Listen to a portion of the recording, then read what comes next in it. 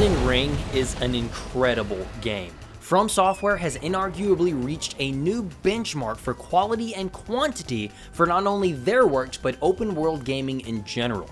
Combat is snappier and more customizable than it has ever been. Traversal is no longer frustrating due to the simple inclusion of a jump button. It just makes life so much easier. The world is teeming with areas to explore and treasures to find. A better looking game has never been seen from this team. The way that light rays can peek through trees and bounce off of water is breathtaking.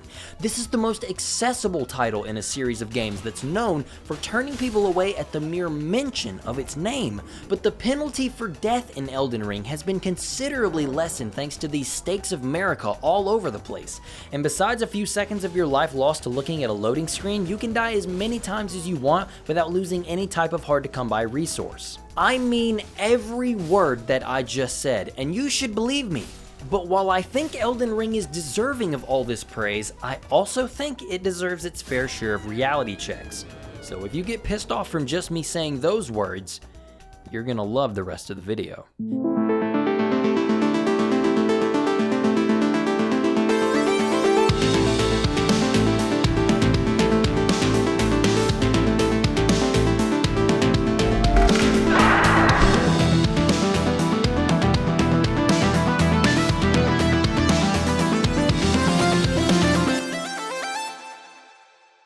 This is your warning now. This video is chock full of spoilers from every corner of this game. I'm talking late game, early game, side content, all of it.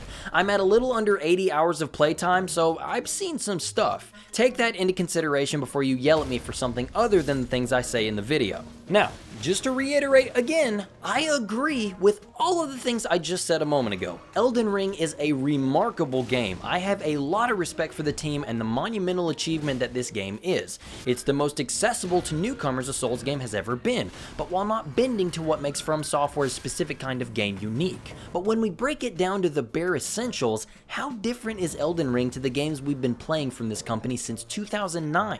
I know the combat has gotten far better with great additions like guard counters and Ash of War, but structurally it's very similar. Not saying that that's a bad thing, by the way. FromSoft has a winning formula, and why would they fix something that's not broken? It seemed to work pretty well for all the other games, so let's keep it going. I love all of these games and have gone into that once before. Check the card up top if you're curious. But I find it even more curious that Elden Ring is getting all of these 10 out of 10s while its bones are very similar to that of its predecessors. Other franchises are constantly under scrutiny for straining the formula too quickly, being too similar to the other games, not innovating enough with subsequent releases. But FromSoft seems immune to that kind of scrutiny for some reason. I'd say that Sekiro is their most original outing, but even it shares a lot of similarities to the Souls series. A big explorable world with connected locations that are all roadblocked with challenging bosses that you have to practice and memorize to move on to the next roadblock.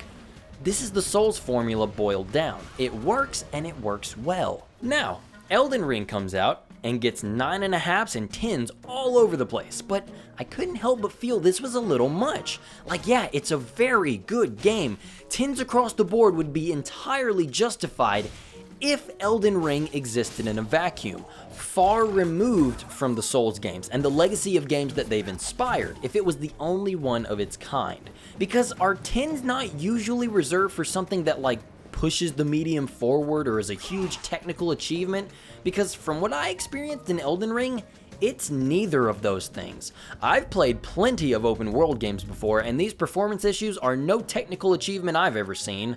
I will again reassure you that I like this game a lot.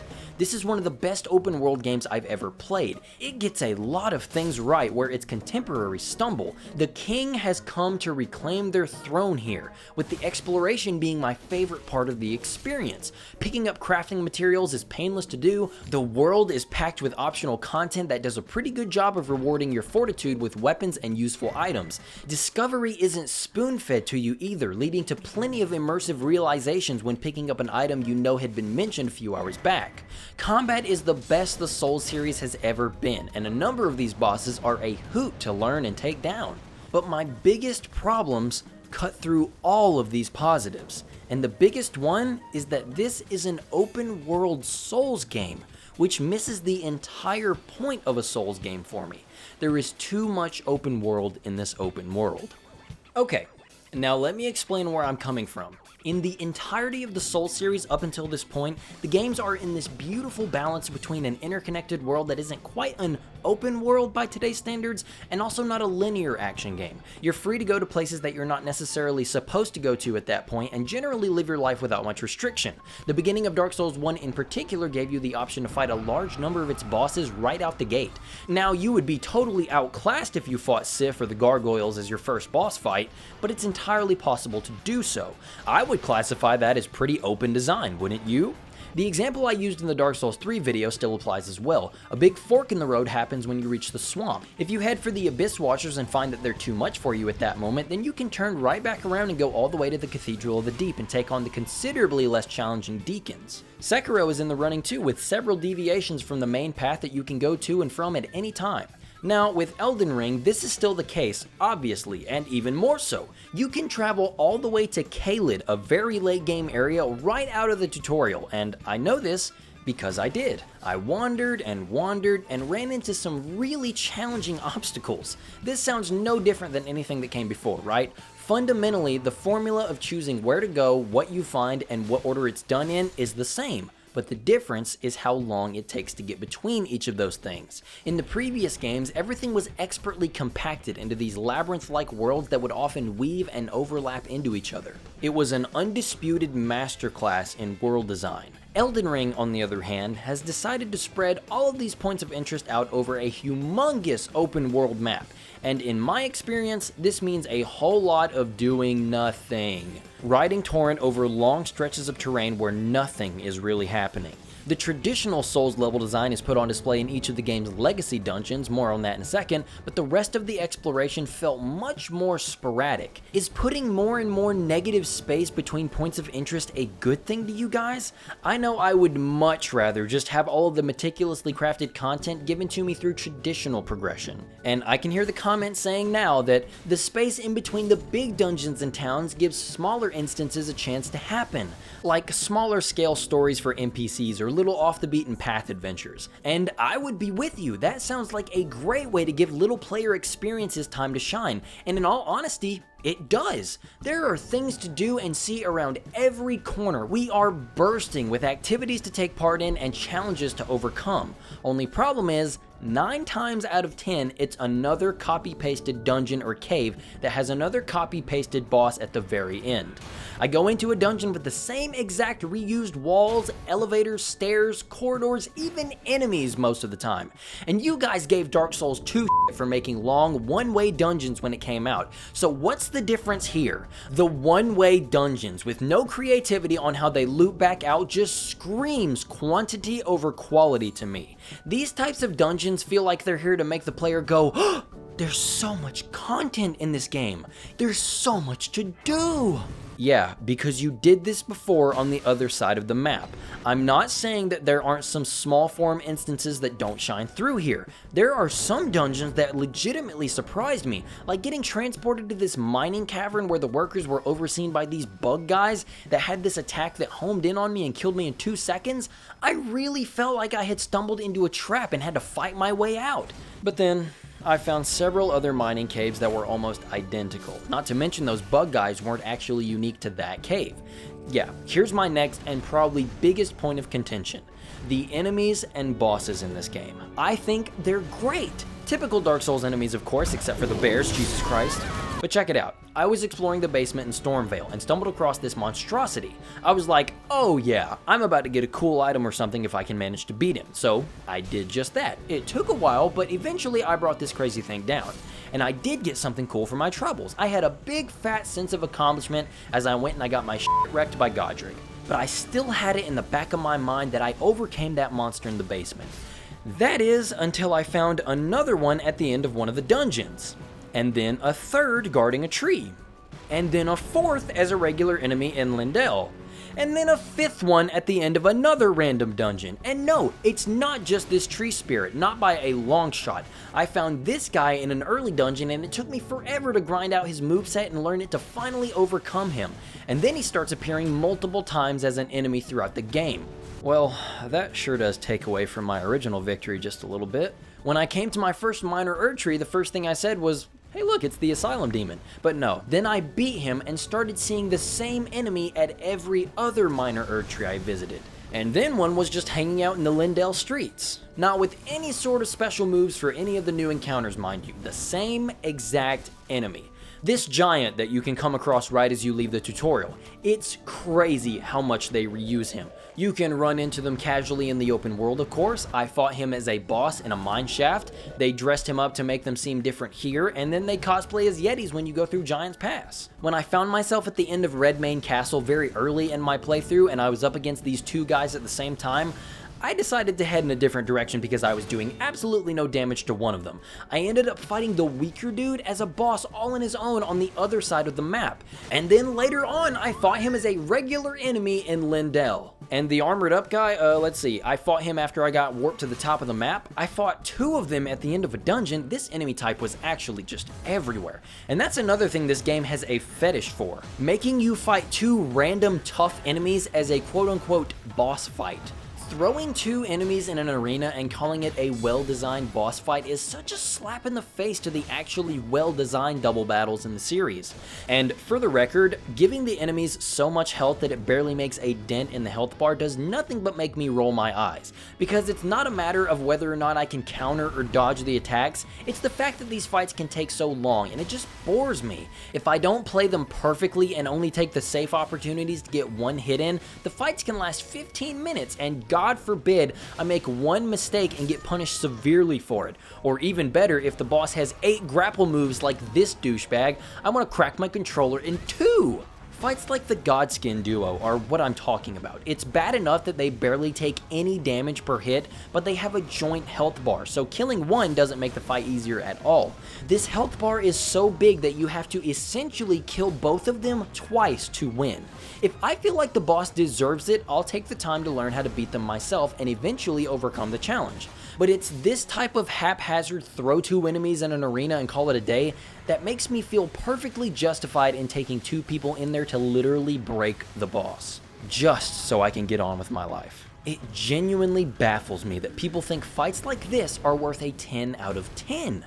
They are not geniuses for putting 2 incredibly similar enemies in a small room and saying, have fun! And there are probably more examples that I've forgotten about, and that's the main thing. I've forgotten about them. I know Dark Souls is no stranger to reusing early bosses as enemies in later areas, but never this frequently. There are so many of these guys that feel like they should be much more important than how they're actually treated. The Ghost Boat guy was a really cool boss when I fought him the first time. I remembered that experience. But then it's immediately overshadowed by fighting him again, and then one more time.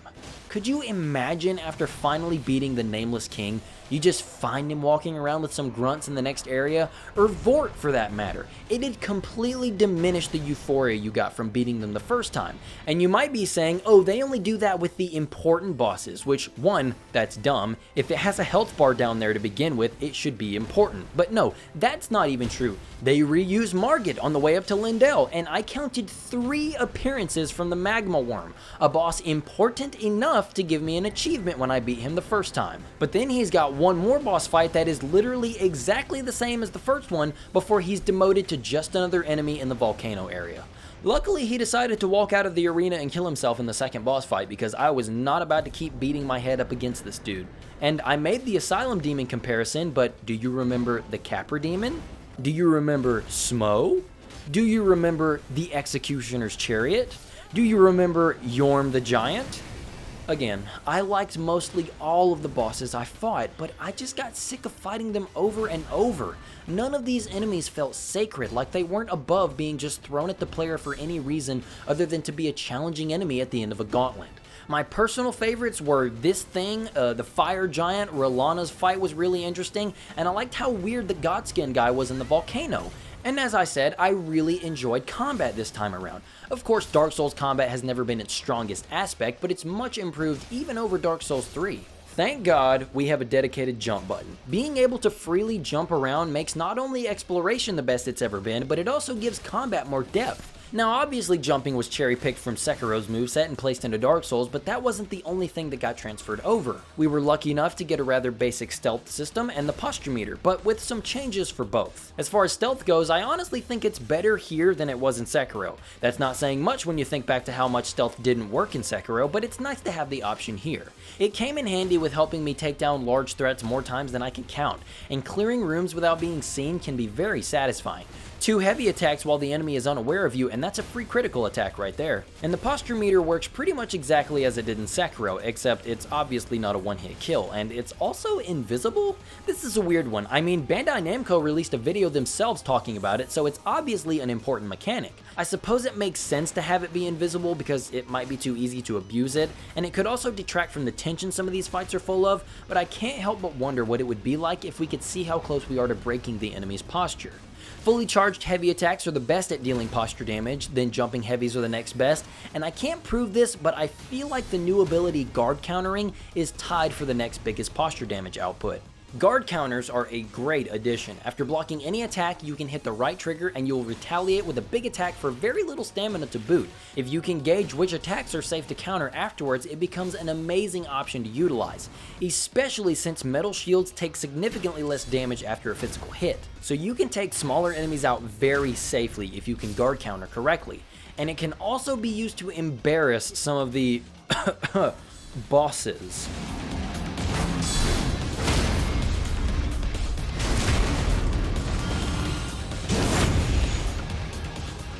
Ashes of War are the next big game changer on the battlefield. Throughout the adventure, you'll come across these items called Ash of War. These are essentially weapon arts from Dark Souls 3, but they can be equipped to different weapons if they're compatible. They're also much more useful, with some having elemental properties. And a really nice touch is when you find a certain item, you can choose to attach the elemental attributes of the attack to the weapon, or leave it standard and available for the temporary elemental buffs from items like Grease. I started off as a thief this time around because I wanted to see if I could try something new, and I did for a little while. To my surprise, the thief started off with a knife that had bleed damage, so when I found that other special bleed knife, it was over. The early game threats just started disappearing thanks to the return of Dark Souls 2's power stancing.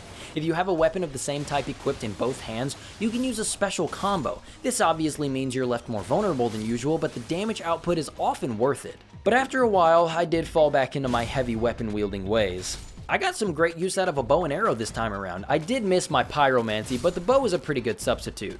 That is until I ran out of arrows. Thankfully, this is where the new crafting system comes into play. It's nothing we haven't seen in almost any other open world game before, but yeah, you can now craft items after finding cookbooks around the world. I mostly use this to make arrows with different effects, and sometimes I made some pots with different elemental effects, but I didn't fool with them often because the stronger variants consume points from your focus meter.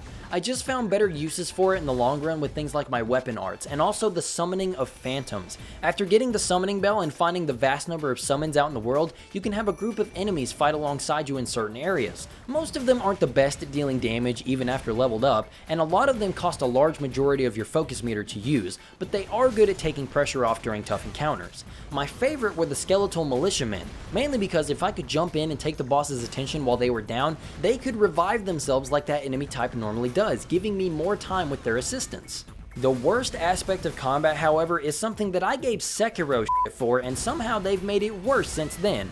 The camera is an absolute nightmare. With bosses and enemies that are this quick, you'd think more priority would be given to a problem that's existed since before Sekiro came out in 2019.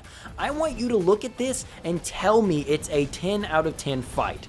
It made it more manageable to break the lock-on during certain attacks, but that shouldn't have to be the case at all. It's especially problematic in those final arenas that those little dungeons have. And good lord, when I got to the one that had, surprise, surprise, another one of these guys in it, that battle just sucked for a number of reasons, let me tell you. The fact that I fought this thing 5 times prior, the camera is atrocious at keeping track of an enemy with such a crazy moveset in such a small arena, and also the fact that this game is about as smooth as a PowerPoint presentation at times. Yep, this is strike 3 on my list. Elden Ring's performance, specifically on PC, has been some of the worst I have ever experienced from an initial launch. There are times when I can get a solid 60 FPS experience, but most of the time it's dropping frames left and right, going so far as to stutter for seconds on end in some places. Cutscenes stutter and skip after every camera cut, which is confusing, and it's happened to me in boss fights as well, and that's a death sentence at that point. Not even counting the 4 times this game outright crashed on me. And this is all such a shame too, because I think Elden Ring is beautiful at times. Light sources are used to such great effect in swamps and forests, allowing the rays of light to poke through and create some gorgeous backdrops. Architecture indoor and outdoors are all convincing and appropriately detailed. Visual effects like magic and incantations are nice as well. I don't think anything ever looks as breathtaking as Waterhead Palace, but it's still pretty when it's pretty. Allowing you to take in all of the lands between is your trusty spectral steed, Torrent. He's great for traveling across the land, even better with his double jump. Torrent really is an indispensable tool for quickly traversing the lands between, especially since there's too much of it for my liking, but I'll stop. He also has some combat applications, but it mostly sucks. You have a heavy attack and a light attack that you can swing on either side of the horse, and I can shoot some arrows, but that's it.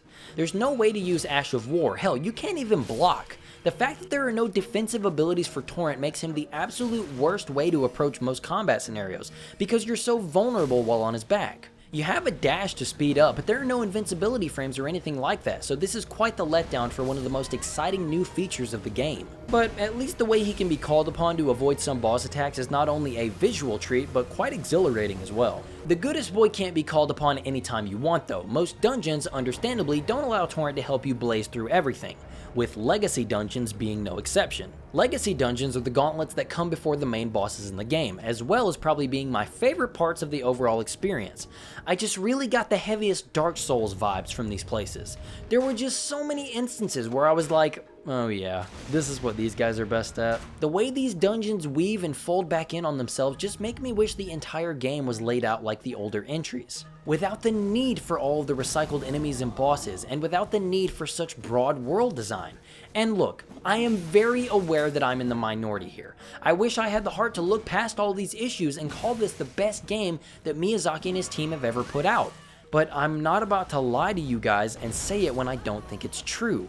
Make no mistake, Elden Ring is an amazing game. I don't think it's anywhere close to being bad, but I will definitely be replaying Sekiro before I go back to Elden Ring. Probably a new playthrough of Dark Souls 1 too. I need to take a long break from this game. And then, maybe in a few years, I'll give it another shot to see if it's grown on me. Because 2 playthroughs of Dark Souls 3 took me 80 hours. A single playthrough of Elden Ring took me 85. That's just a little too long for me. 10 out of 10 is not a fitting score for a game with as many issues as Elden Ring has. It's still a masterclass in a lot of ways, but I think we've gotten a little too comfortable with giving anything that comes from FromSoftware an astronomically high score just because. I think we need to start holding them to the same standards as everyone else. And just so you don't forget, dear viewer, we can still be friends if we disagree on our video game opinions. Liking Elden Ring doesn't make you wrong, it just means that we have different opinions, and that is 100% okay. Just remember that while you're typing your death threats in the comments. Alright, that's done and done. I hope you guys can forgive me for what I said about Elden Ring, but it's just the way I feel. Next up though, we only have one game left before I can get back to my personal projects, thank God. And this is one that I'm very much so looking forward to, and I've already got the script all written out, so you guys shouldn't be waiting too long for it at all. Stay tuned for my review of Halo Infinite. But anyway, I appreciate you for watching, so thanks for stopping by, and have a great day.